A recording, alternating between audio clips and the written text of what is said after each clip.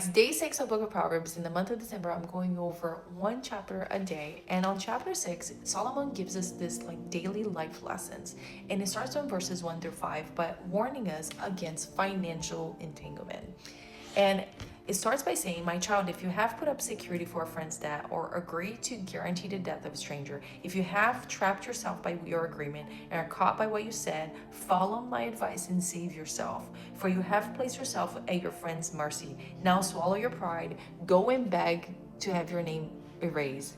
Don't put it off. Go do it now. Don't rest until you do. Save yourself like a gazelle escaping from a hunter, like a bird fleeing from a net. I mean, how many times have you heard stories of someone that, I don't know, you sign up someone's car, a lease, and you get in massive debt because that person cannot meet their part of the agreement, or I don't know, you fall for a scam or something. So just don't do it.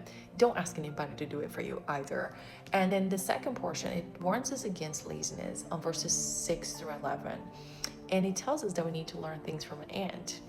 Take a lesson from the ants, you lazy bones. Learn from their ways and become wise. Though they have no prize or governor or ruler to make them work, they labor hard all summer, gathering food for the winter. But you, lazy bones, how long will you sleep? When will you wake up? A little extra sleep, a little more slumber, a little folding of the hands to rest. Then poverty will pounce on you like a bandit. Scarcity will attack you like an armed robber.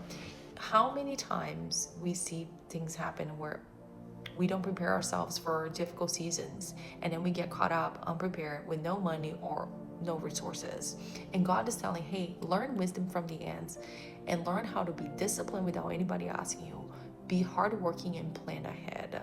So there was a big warning on not being lazy and just not waiting for anybody to tell us what to do, but just be prepared. Then on verses 12 through 15, it goes into like characteristics of the wicked person.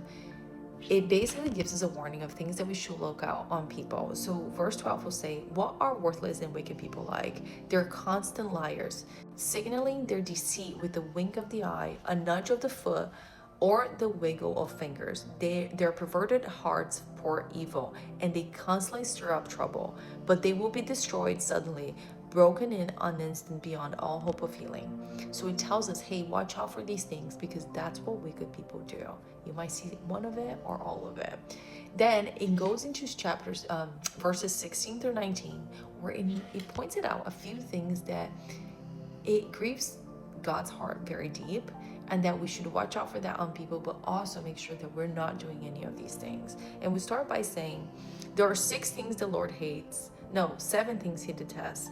Proud eyes, a lying tongue, hands that kill the innocent, a heart that plots evil, feet that race to do wrong, a false witness who pours out lies, a person who sows discord in a family. So it warns us against certain behaviors on this portion. Then it goes into verses 20 to 23 and reminds us once again of something that was told to us on Proverbs 4. It starts by saying, my son, obey your father's commands and don't neglect your mother's instruction. Keep their words always in your heart. Tie them around your neck.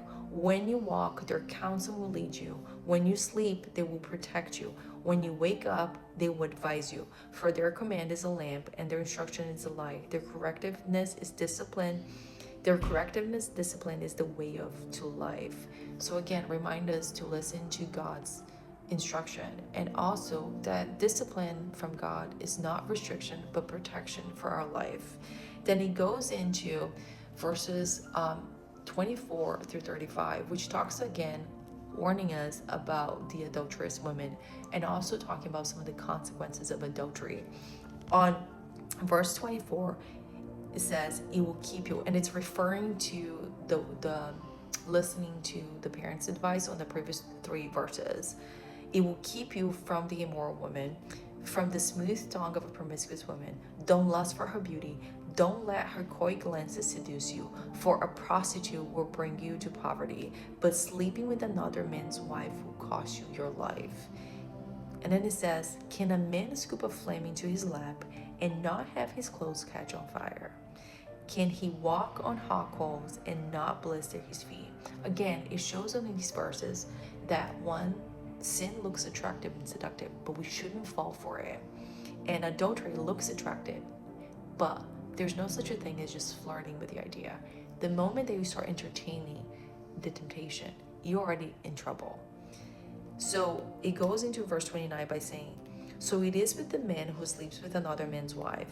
He who embraces her will not go unpunished. So the adultery works from both ways, the adulterous woman and the man that sleeps with somebody else's wife.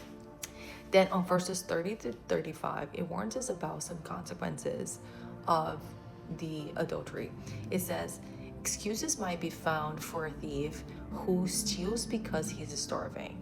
But if he is caught, he must pay back 7 times what he stole, even if he has to sell everything in his house.